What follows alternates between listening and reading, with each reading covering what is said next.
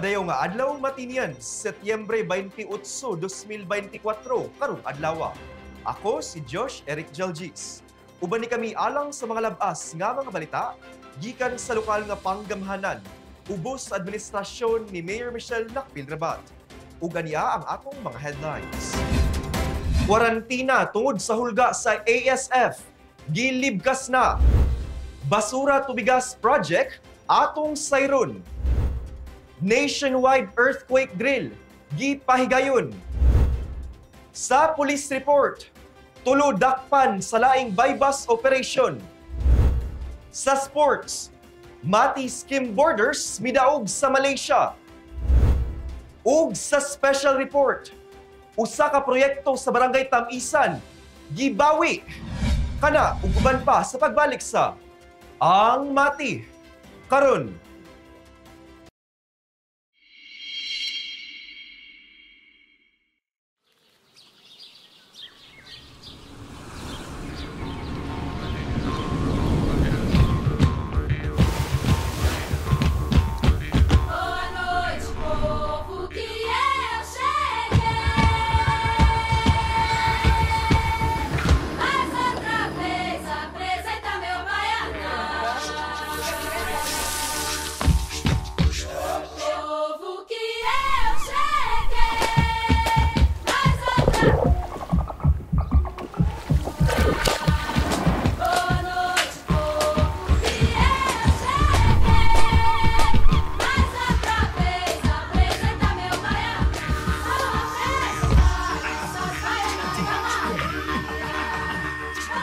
Mati is where to be.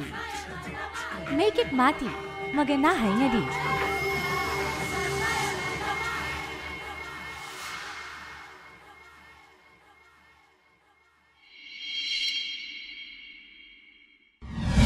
Kung may gustong isumbong nga problema sa inyong barangay, o di ka proyektong kinahanglan ninyo nga wala matagad, kung kamo nangitag kadangpan sa inyong suliran, i-report na kana sa Ang Mati karon.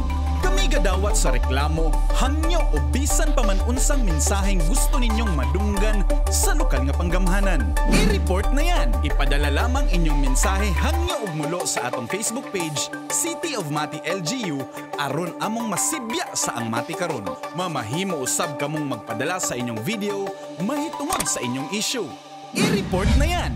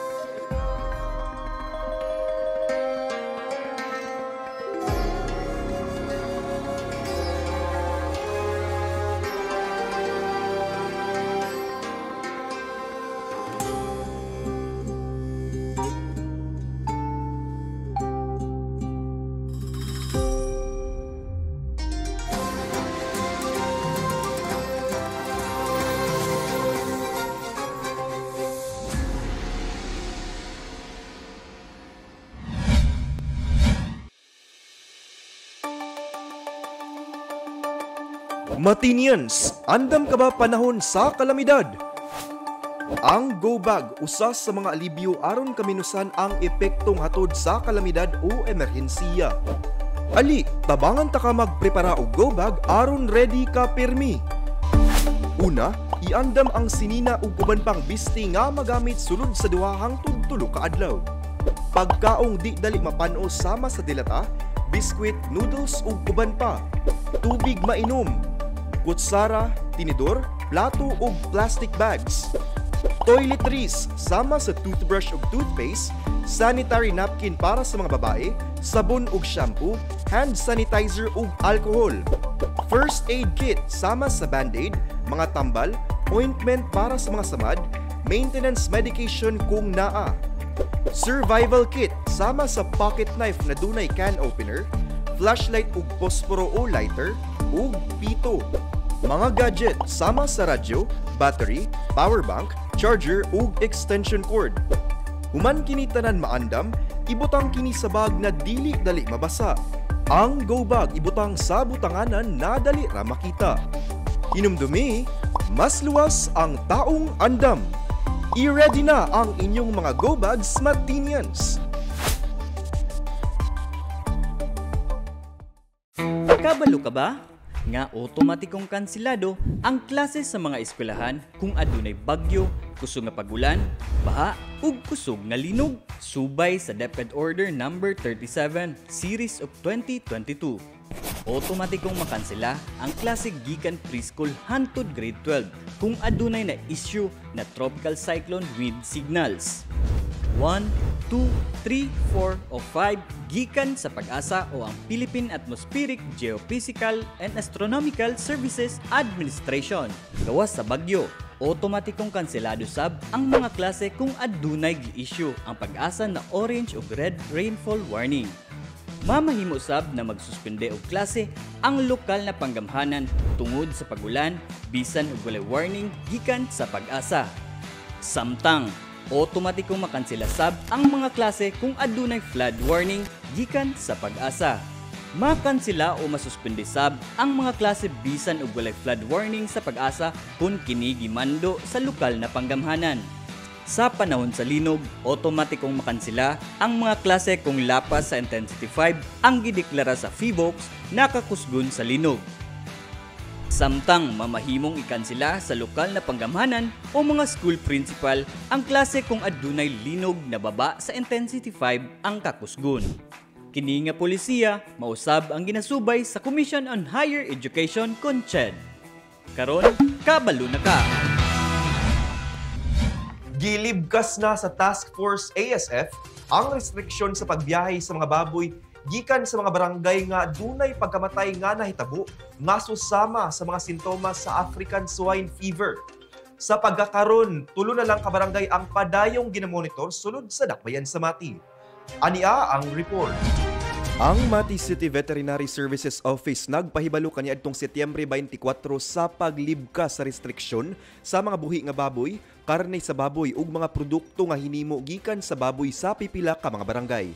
Sa usa ka sulat nga gipadala kang Mayor Michelle Lacpil-Rabat, gipahayag ni City Veterinarian Dr. Marites Erespe nga human sa 21 ka adlaw nga quarantine ang mga barangay sama sa DMM, Libodon, Badas, Tamisan, Lawigan, Dawan, Tagibo, Kulian ug DEL mamahimo na sa pagtransport sa mga buhi nga baboy ug mga produkto nga hinimo gikan sa baboy. Sa kasamtangan, ang barangay Makambol, Danau ug Buso na lamang ang padayong ginamonitor sa mga otoridad. Samtang wala na'y natala nga mga bagong report sa pagkamatay sa mga baboy gikan sa mga barangay sa Kabuaya, Sentral, Dahican, DSL, Langka, Luban, Mamali, Matiaw, Mayo, Sainz, Sanghay, Tagabakid, Tagbinunga ug Bubon.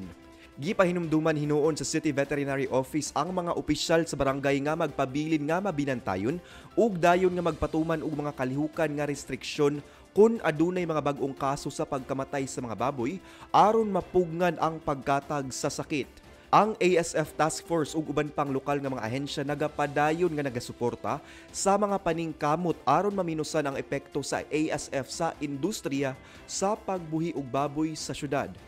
Alang sa dugang impormasyon, gidasig ang mga residente ug opisyal nga magkoordinar sa City Veterinary Office alang sa mga update ug mga giya. Mamahimo nang ibaylo ang mga plastic nga basura ngadto sa bugas. Pinaagi sa usa ka proyekto sa City Environment and Natural Resources Office, kauban ang Maer Summit Supplies and Logistics Incorporated sa programang Basura to Bigas Project. Si Jilbis Jean Patalinghog sa report. Ayaw ilabay ang inyong plastik nga basura bisan asa lang. Ang Basura to Bigas Exchange Program sa City Environment and Natural Resources Office Consenro, kauban ang Maer Summit Supply and Logistics Incorporated kon MSSL, pinaagi sa Plastic Waste Education and Exchange Project nga gilusad kaniadtong Hunyo 27, 2024, diin ang mga residente ning Dakbayan sa Mati mahimong makabaylo sa plastik nga basura ngadto sa bugas. Atol sa paglusad sa proyekto, ang komunidad sa Purok 17-4V Sitio Magsaysay Barangay Sentral nakakolekta og 52.7 kilos nga plastik ug kaniadtong Setyembre 13 mibalik ang senro sa maong lugar ug nakolekta ang 318 kilos nga plastik para sa Basura to Bigas Exchange Project. Sa maong proyekto, ang mga partisipante makadawat og 2 kilos nga bugas matag 5 ka kilos sa plastik nga makolekta gikan sa MSSL Incorporated. Ang mga nakolektang basura sama sa sachets ug humok nga mga plastik ipadala ngadto sa MSSL alang sa ilang EcoCast program. Ang ubang mga plastik giproseso sa Senro aron makagama og eco marine plastic sheets alang sa sustainability objectives sa syudad. Gipasiug dasab di City Mayor Michelle Nakpilrabat ang kamahinungdanon sa pag-abot sa matag suok sa syudad gikan sa kabukiran hangtod sa kadagatan aron wag tangon ang problema sa plastik. Uban sa suporta sa lokal nga panggamhanan sa Mati, mga kasosyo sama sa MSSL ug aktibong partisipasyon sa komunidad. Ang Dakbayan sa Mati nagpakita kung sa unsang paagi ang pagtinabagay makahimo og mas limpyo ug mas lunhaw nga kaugmaon. Kini si Jilbes Jean Patalinghog para sa Ang Mati Karon. Gipatingog ang sirena sa CDRRMO ug City Hall subay sa pagpahigayon sa third quarter nationwide simultaneous earthquake drill. Si Jasmine Tia sa report. Nagpahigayon og ika-third quarter na nationwide simultaneous earthquake drill ang City Disaster Risk Reduction and Management Office kaniadtong Setyembre 26, 2024 sa tibuok Dakbayan sa Mati. Subay niini gipatingog ang mga sirena sa CDRRMO ug sa City Hall. Aron malikayan ang pagpanik, nagpahibaludaan ang CDRRMO sa pagabuhaton na earthquake drill. Gipanguluhan sa CDRRMO ang maong drill kauban sa Bureau of Fire Protection ug uban pang buhatan sa lokal na panggamhanan. Giawhag ang tibok Matinyan sa maong adlaw na tumanon ang duck cover and hold aron mapraktis ang buhaton kung adunay linog. Samtang ni partisipar sab ang mga eskwelahan sa earthquake drill diin adunay simulation na gipahigayon sama sa pagresponde ug pagrescue sa mga samdan sa linog. Gawas sa mga tulunghaan, mi partisipar sab ang mga community groups buhatan sa LGU ug mga negosyo nga nagpalig-on sa pagsalig sa syudad sa pagpangandam sa kalamidad. Ang maong drill nakatabang sa pag-ilas mga protocol sa evacuation, mga sistema sa komunikasyon ug sa kaandam sa mga lokal nga responders sa emerhensiya. Samtang saysay pa ni City Mayor Michelle Nakpilrabat na importante ang pagpahigayon sa maong drill aron kahibaw-an ang kapasidad ug kapaspas na pagresponde ug adunay linog. Ang ensign ginapahigayon matag quarter din adunay 4 ka quarter sa usa ka tuig. Tumong sa maong ensign ang pagpahinumdum sa katawhan sa angay na buhaton inig maglinog ilabi na ang Dakbayan sa Mati na himutang sa may fault 9. Samtang dako ang pasalamat ni CDRRMO Head Charlie Mayen Bagasol sa pagtinambangay sa ahensya sa gobyerno ug katawhan, diin dako sab kini natabang sa ilang buhatan alang sa pagpalambo sa City Disasters Response System. Kini si Jasmine Tia para sa Ang Mati Karon. Sa among pagbalik, laing bypass operation tulod dakpan. Sa sports, Mati Skim Borders midaog sa Malaysia. Ug sa special report, usa ka proyekto sa Barangay Tamisan gibawi. Kana sa pagbalik sa Ang Mati Karon.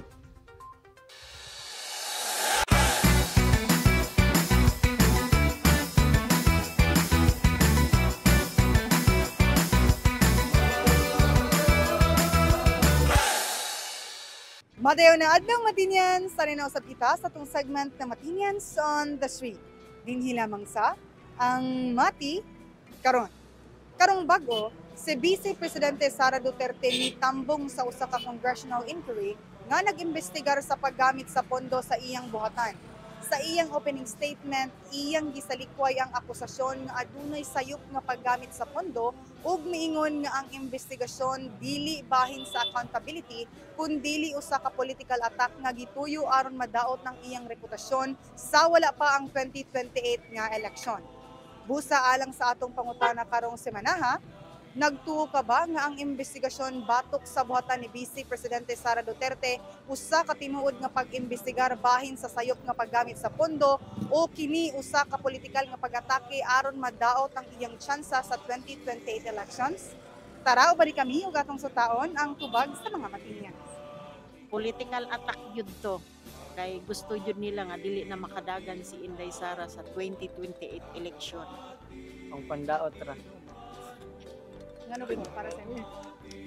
Murag silver na ito, suya ba? Kung na ipapandaot na ma'am. Eh, siusago na masuya sa mga kan. Sako lang, depende. Depende ra na sa mudagan kung pagka tawag butang nila is na naman jud ta sa the point na mudagan ang ato ang mga senador. Sako depende ra na sa mudagan. Kung magtarong ra na sila og istorya sa mga tao, dili ta makaingon ng mga tao, ay mali man ang ilang istorya. Kailangan tamaon nato ang kailangan tama. Bawal nato malion. Kay kung kuan man gud dapat mo hatag sila og okay na statement sa tuwa. Para walay mabalik sa tuwa na sakit. Sa akong opinion lang siguro kanang sa tan-aw nako kanang murag mabahin bitaw ang side sa tao. Kay naa naman gud na siya sa politika. So isipon jud na sa tao nga naisagol nga pamulitika. Sa katupong sa side sa pure investigation naagihapon siya kanang impact. Kay naamang gud sila sa surrounding gud sa politics ba. So maugid na ang isipon sa tao. Siguro sa akong opinion 50-50 lang siya. Wala ko'y gidapigan kung sa pure investigation o sa naigisagol nga sa politika. Well, sa kuha po, personally, I think naa siya personal attack since makita man po nato sa kanang mga panghitabo bitaw sa Davao karon na murag dili po siya normal, like murag na ano na siya, political attack siya. So para sa kuha ma'am, ang katong issue about kay VP Sara about sa funding sa iyang under sa OVP. So for me, under investigation pa man siya. So para sa ko ang side or opinion nako, dili pa gid ko makaingon nga murag siya ang naaisala or nagasto ba sa wala lang ang budget kay wala pa man po'y mga proof or evidences nga napakita. Still under investigation pa man. And when it comes to parang political nga side nga gidautan siya, para sa ko basin na ay gamay kay tungod ang mga tao karon dili man nato matansya kay of course pag abot sa posisyon daghay gusto nga mulingkod diha kay nabe sa taas nga posisyon na. So ang ako lang until na wala pa napamatud-an, wala pa enough nga evidence nga nagasto sa wala or giunsa ni VP Sara ang kwarta, so still makaayang ko nga okay gihapon siya nga Vice President na gampanan gihapon niya ang trabaho ko. Your na jud siya isagol nga political attack siya kang VP Sara. Kay urag sa iyahan naman gud halos sulod ang topic nga kaning murag siya lang ang ginadautan gani nga urag halos murag for the first time nga sa VP nga unlike dati nga iyang papa pa nagkaan presidente is ang VP nato sa una wala man ginaingana, pero karon grabe ang game sa pikas nga mga kuan kay VP murag halos iya tanan, pero naon poy ningkampi sa iya, pero VP jud Duterte. Ug mao kana ang tubag sa Matinyans kabahin sa atong pangutana karong semana. Ubani na usab kami sunod semana din hilamang sa Matinyans on the Street. Ako si Jilvis Jane Patalinghog. Amping!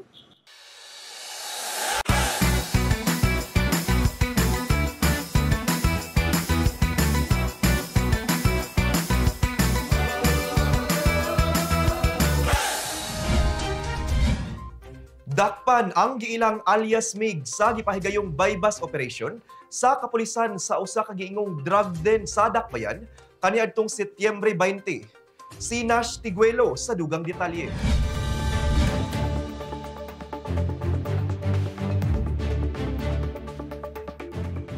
Usa ka suspetsadong drug den sa Dakbayan ang gi-raid sa kapulisan atol sa bypass operation nga miresulta sa pagdakop sa giilang alias Migs ug ang duha ka kauban ini na sila alias Leon ug Nino nga mibisita sa maong lugar. Usa ka poster buyer ang nakapalit og gidudaang shabu sa suspect atol sa operasyon sa kapulisan kaniadtong September 20 didto sa Purok Masagana 9, Barangay Sentral ning Dakbayan sa Mati. Daling gidakop ang mga suspect ug nakumpiskar sa ila ang kapin kun kulang 23 ka gramo sa gidudaang shabu nga giban-abanang mukabat sa 156,400 pesos. Ang mga dinakpan ug mga butang nga nasakmit ana karon sa kustodiya sa kapulisan alang sa tukmang disposisyon. Ang mga dinakpan pasaka kasong paglapas sa Republic Act 9165 kun Comprehensive Dangerous Drug Act of 2002. Kini si Nash Tiguelo para sa Ang Mati karon. Daog ang duha ka Matinian skimboarders sa gipahigayong 14th Penang International Skimboarding Competition sa nasod sa Malaysia sa miaging semana. Si Peter Jan Buencamino sa report.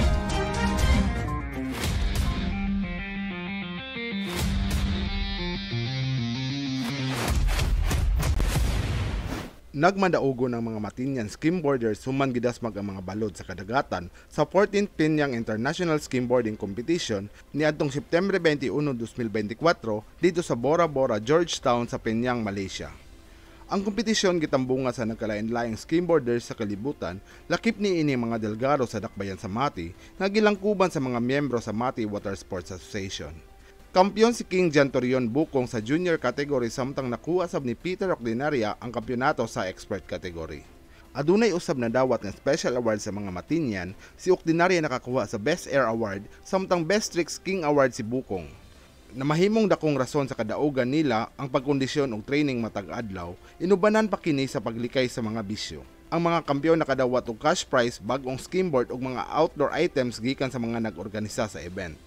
Sa mga gusto makatuon og skimboarding, adto lamang kamo sa Mati Water Sports Association nga nahimutang sa Dahican Beach, Mati City para kamo mabansay sa mga certified world-class skimboard and surfing instructors. Kini si Peter Jan Buencamino para sa Ang Mati karon.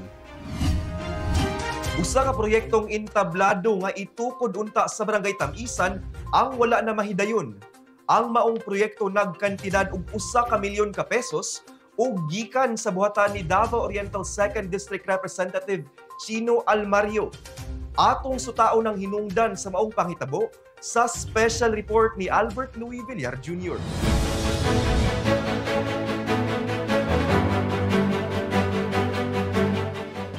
Giundang ang pagpatukod sa sementadong entablado sa Barangay Tamisan ning Dakbayan sa Mati. Ang entablado gisugdan og tukod sa multi-purpose covered court kilid sa kasamtangang Barangay Hall sa Tamisan ni adtong Agosto 16, 2024.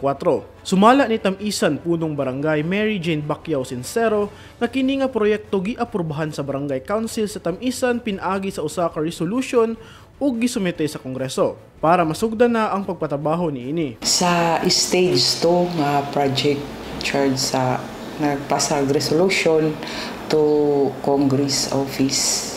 Kuan kibali si Kagawad Frederick Pan ang nag-sponsor ato nga resolution nga magpasa og resolution to Congress aron mangayo mi og actually ang kuan gyud ato duha stage og bleacher.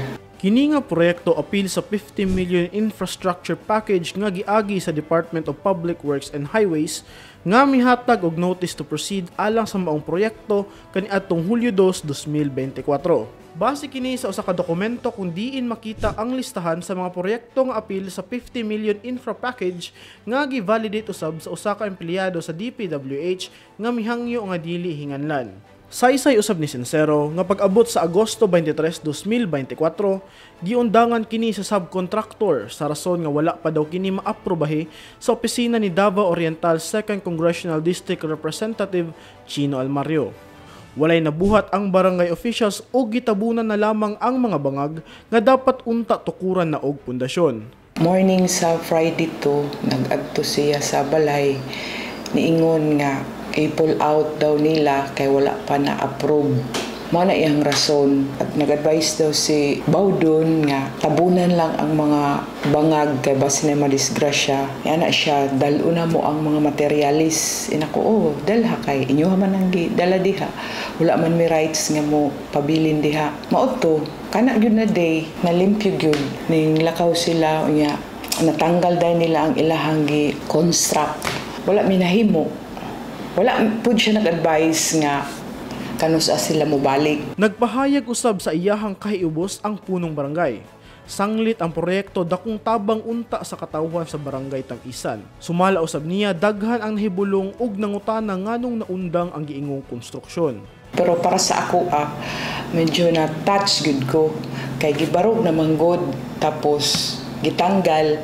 Kung approval ang gihulat di ay, bahala og biyaan lang guntong na pundasyon, dili lang tanggalon. Kung gyud kaayo sila pangutana, nganong gikuha. Kay nakita naman gud nila nga hapit na nahuman ang layout, tapos pag agi nila, syempre makita kay daplin sa kalsada. So nangutana sila kung ano. Ni anak ko nga wala pa daw na-approve. Saysay ni Caps Encero nga mibalik ang subcontractor sa nasangpit nga proyekto ug miingon nga ipadayon na ang pagpabuhat sa ingong istruktura. Sanglit aprobado na daw kini. 2 times nibalik sa ako ang nagsubcon nga ibalik daw kay na-approve na. So, na naman po'y nakita na mo nga budget nga makapabuhat mi ato nga stage. So, kato na lang amo ang gikuan. Wa pa man po balik tong subcon sukad sa pagsisyon na mo. Wala pa nakabalik diri sa amo ang office. Samtang dali dayong mihatag ang lokal nga kagamhanan ug budget alang sa paghulip sa pagpatukod sa entablado. Ug ang gipasalig na budget sa Kongreso alang sa nasangpit nga proyekto, gilauman sa punong barangay nga kung posible idapat na lamang sa pagpatukod og bleachers. Kung pwede, sa bleacher na lang to. Katong instead nga sa stage. Sa bleacher na lang to kay nakakita naman may funds para sa stage. Mga pilaron kasi mana amo na lang itong ipakonstruct. Asap siya na resource? Sa kuan, sa LGU. Gisuwayan sa Angmati karon ang pagkuha sa pahayag sa buhatan ni Congressman Chino Almario aron mahatagan og katin-awan ang giingong panghitabo. Apan sa pagkakaron walay tubag nga nadawat gikan sa nasangpit nga opisina. Kini si Albert Louis Villar Jr. para sa Angmati karon. Aniya ang orden de ejecutibo ug mga aktibidades sa atong halangdong Mayor Michelle Nakpilrabat karong semanaha.